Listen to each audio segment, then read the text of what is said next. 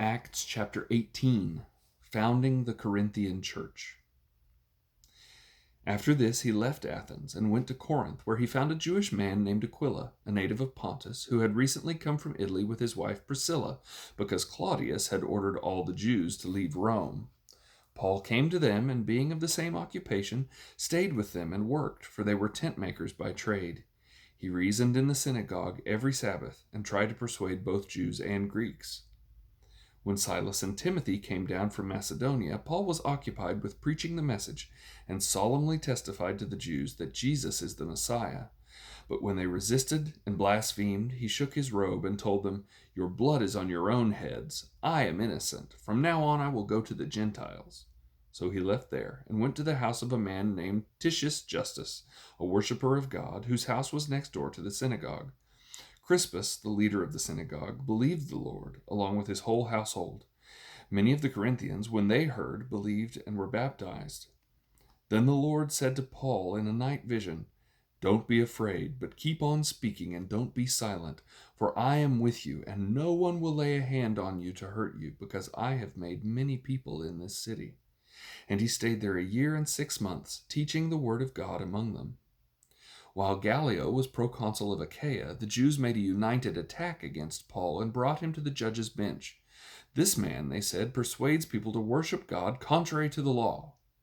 As Paul was about to open his mouth, Gallio said to the Jews, "If it were a matter of a crime or a moral evil, it would be reasonable for me to put up with you Jews. But if these are questions about words, names, and your own law, see to it yourself. I don't want to be a judge of such things." So he drove them from the judge's bench. Then they all seized Sosthenes, the leader of the synagogue, and beat him in front of the judge's bench. But none of these things concerned Gallio. The return trip to Antioch. So Paul, having stayed on for many days, said goodbye to the brothers and sailed away to Syria. Priscilla and Aquila were with him. He had shaved his head at Cenchreae because he had taken a vow.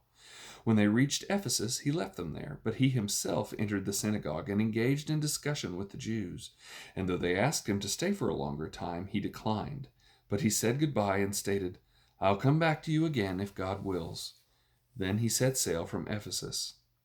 On landing at Caesarea, he went up and greeted the church and went down to Antioch. And after spending some time there, he set out, traveling through one place after another to the Galatian territory and Phrygia, strengthening all the disciples. The eloquent Apollos. A Jew named Apollos, a native of Alexandria, an eloquent man who was powerful in the use of the scriptures, arrived at Ephesus. This man had been instructed in the way of the Lord, and being fervent in spirit, he spoke and taught the things about Jesus accurately, although he knew only John's baptism. He began to speak boldly in the synagogue. After Priscilla and Aquila heard him, they took him home and explained the way of God to him more accurately. When he wanted to cross over to Achaia, the brothers wrote to the disciples, urging them to welcome him.